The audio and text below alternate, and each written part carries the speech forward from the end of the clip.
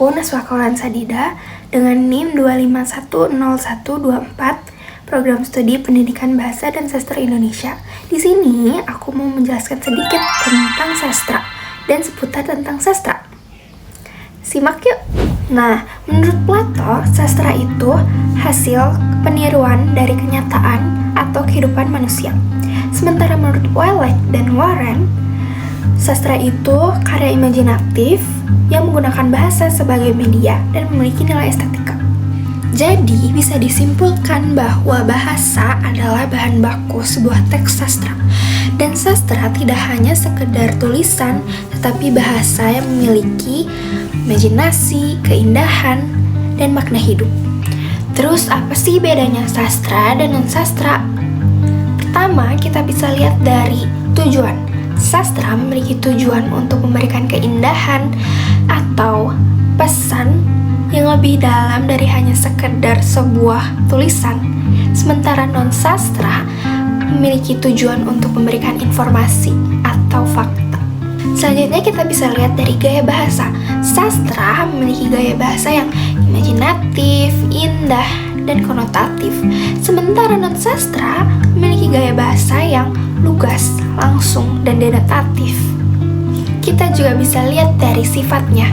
Sastra memiliki sifat yang subjektif dan lagi-lagi imajinatif. Sementara non-sastra memiliki sifat yang objektif dan faktual. Nah, sebagai contoh, sastra itu seperti puisi, cerpen, novel, drama. Sementara non-sastra itu seperti berita, laporan, artikel ilmiah, dan buku pelajaran. Nah, bisa disimpulkan bahwa sastra itu menekankan pada keindahan, sementara non-sastra menekankan pada informasi dan fakta. Keduanya sama-sama penting, tapi memiliki tujuan dan cara penyampaian yang berbeda.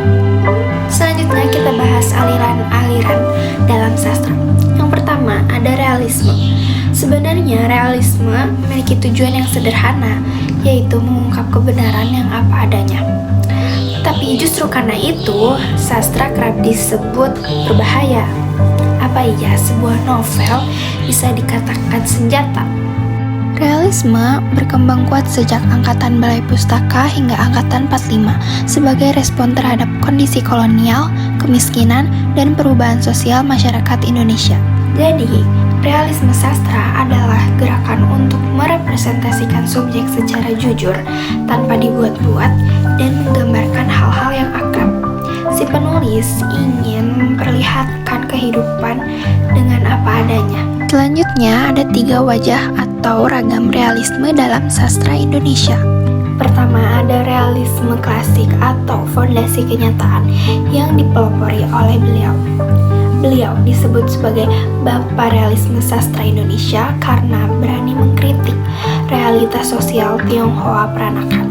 Di cabang ini, penulis ingin merepresentasikan jujur dunia sehari-hari dan berusaha melukiskan subjek biasa dengan setia tanpa melebih-lebihkan atau adanya unsur supranatural. Dan pada cabang ini biasanya penulis fokus pada kehidupan orang biasa. Biasanya karakter atau peristiwa diambil dari kehidupan masyarakat umum, dari situasi keseharian mereka sendiri. Selanjutnya ada realisme sosialis atau alat perjuangan ideologis. Ikon utamanya sudah pasti Pramudia Anantatur. Karyanya secara konsisten menyuarakan penderitaan yang kalah dan semangat perlawanan terhadap ketidakadilan. Disebut juga seni untuk memperjuangkan rakyat. Kenapa bisa begitu? Karena menjadikan sastra sebagai bagian dari perjuangan melawan penindasan, feodalisme, dan imperialisme. Dan yang terakhir ada realisme magis atau perpaduan antara fantasi dan realistik. Cabang ini memadukan hal nyata dan unsur gaib. Biasanya peristiwa ajaib atau supernatural diterima sebagai bagian dari kenyataan tanpa perlu penjelasan.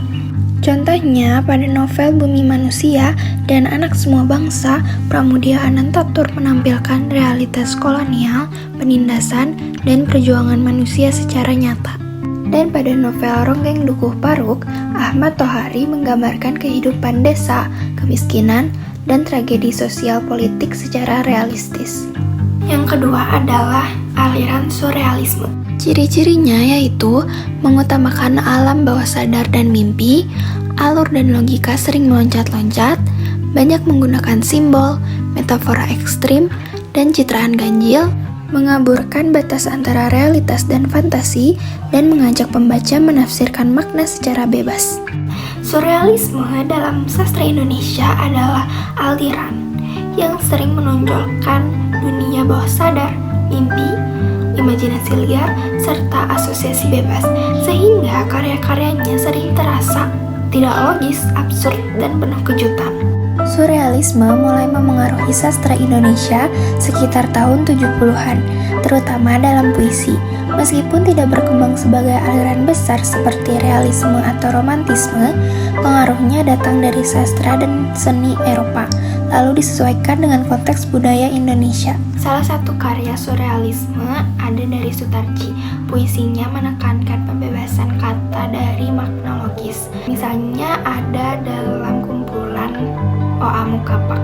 Selanjutnya dari Danarto. Cerpen-cerpennya dalam Gadlak memadukan mistik, absurdisme, dan simbolisme religius yang kuat.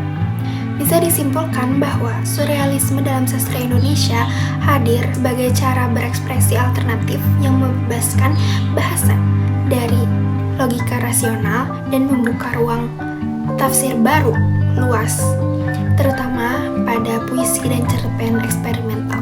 Yang ketiga ada absurdisme. Absurdisme mulai tampak kuat dalam sastra Indonesia sejak tahun 70-an, terutama dalam drama dan cerpen, dipengaruhi pemikiran eksistensialisme oleh Albert dan Samuel, lalu disesuaikan dengan realitas sosial Indonesia. Absurdisme dalam sastra Indonesia adalah aliran yang menggambarkan kehidupan manusia sebagai sesuatu yang tidak masuk akal, penuh keterasingan, dan tanpa kepastian makna, sebagai reaksi terhadap kenyataan sosial, moral, dan eksistensi manusia.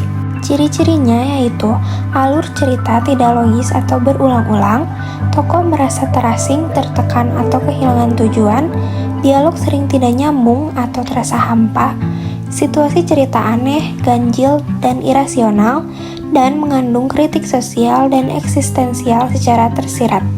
Absurdisme berangkat dari gagasan bahwa manusia terus mencari makna hidup, tetapi dunia seringkali tidak bisa menjawab secara jelas. Ketegangan ini yang melahirkan situasi absurd. Contohnya pada novel Ziarah dan Merahnya Merah, Iwan Simatupang menampilkan tokoh yang gelisah, terasing, dan terjebak dalam absurditas hidup. Dan karya Putra Putu Wijaya, drama-dramanya seperti Aduh dan Dakdikduk, penuh dialog kacau, situasi ganjil, dan kritik sosial yang tajam. Mungkin cukup sekian yang bisa aku jelaskan tentang sastra dan aliran-aliran sastra. Mohon maaf bila ada kesalahan dalam penyampaian. Wassalamualaikum warahmatullahi wabarakatuh.